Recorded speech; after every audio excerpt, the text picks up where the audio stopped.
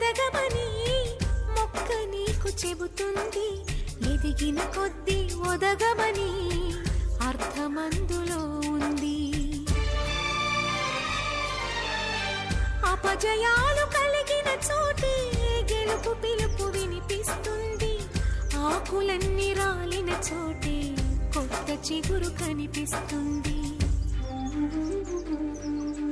మౌనంగానే ఎదగమని మొక్క నీకు చెబుతుంది.